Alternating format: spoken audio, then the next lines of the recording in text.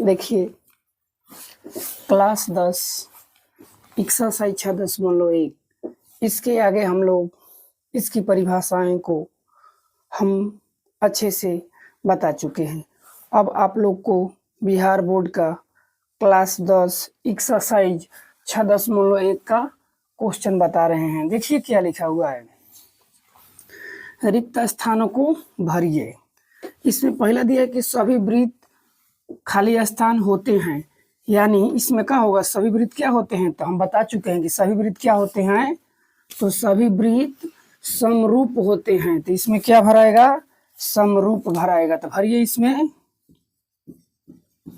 समरूप। आगे देखिए सभी वर्ग होते हैं, तो सभी वर्ग क्या होते हैं, तो सभी वर्ग समरूप होते हैं, तो इसमें भर दीजिए क्या, तो समरूप।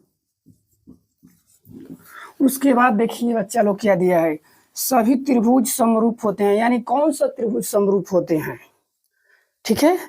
यानी क्वेश्चन बोल रहा है कि सभी खाली स्थान त्रिभुज समरूप होते हैं, तो कौन सा त्रिभुज समरूप होते हैं, तो समबाहु त्रिभुज समरूप होते हैं। तो इसमें क्या हो जाएगा, समबाहु त्रिभुज।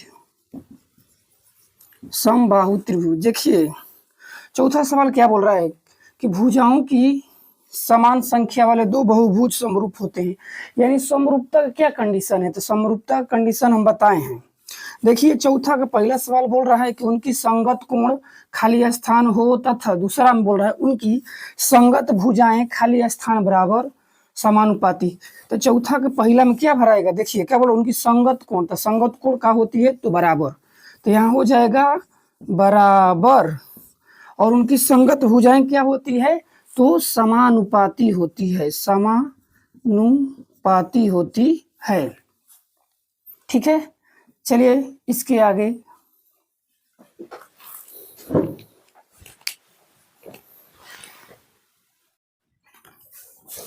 देखिए दूसरा सवाल में क्या दिया है, बोल रहा है कि निम्नलिखित युग्मों के दो दो भिन्न भिन्न उदाहरण दे। दूसरा का पहला में क्या दिया है, देखिए तो दूसरा का पहला में क्या दिया है बाबू, दिया है समरूप आकृतियां, और दूसरा में क्या दिया है, ऐसी आकृति जो समरूप नहीं है, यानी इसमें समरूप आकृति की उदाहरण देने हैं। तो समरूप आकृति जैसे हम ले लेते हैं एगो वृत्त, एक ठो और वृत्त का हुआ समरूप, एक ले लेते हैं त्रिभुज और एक छोटा त्रिभुज, ये क्या हुआ, समरूप आकृतियां। यानी दूसरा का पहला का आपका हो गया समरूप आकृतियां। दूसरा देखिए, दूसरा में हम लोग को ऐसी आकृति लेना है जो एक दूसरे के समरूप न हो, जैसे एगो ले लेते हैं वृत्त, एगो ले लेते हैं त्रिभुज, क्या है, समरूप नहीं है। दूसरा में ले लेते हैं, एक ले लेते हैं त्रिभुज और एक ले लेते हैं वर्ग, ठीक है, ये क्या है, तो समरूप आकृति नहीं है। चलिए तीसरा में देखिए क्या बोल रहा है, बताइए कि निम्नलिखित चतुर्भुज समरूप है या नहीं।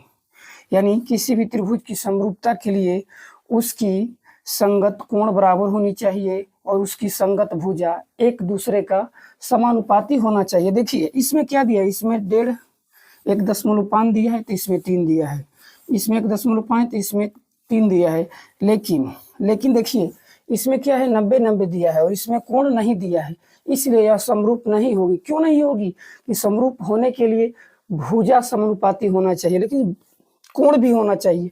तो भुजा समानुपाती दिया है, जिससे 1.5 है तो 3 है, लेकिन कोण यहाँ 90 डिग्री दिया है, यहाँ कुछ नहीं दिया है, तो यह समरूप आकृति नहीं है, यह समरूप आकृति नहीं है, ठीक है। चलिए एक बार दोहरा देते हैं हम लोग, यानी दूसरा का पहला में क्या लेना है, तो समरूप आकृति। समरूप आकृति का 2 उदाहरण हो गया, हम लोगों को ऐसी आकृति लेना है जो समरूप नहीं है। तो देखिए एगो ले लेते हैं वृत्त, एगो त्रिभुज, समरूप नहीं है, एगो ले लेते हैं त्रिभुज, एगो वर्ग, समरूप नहीं है। और इसमें बोल रहा है कि बताइए कि चतुर्भुज समरूप है या नहीं।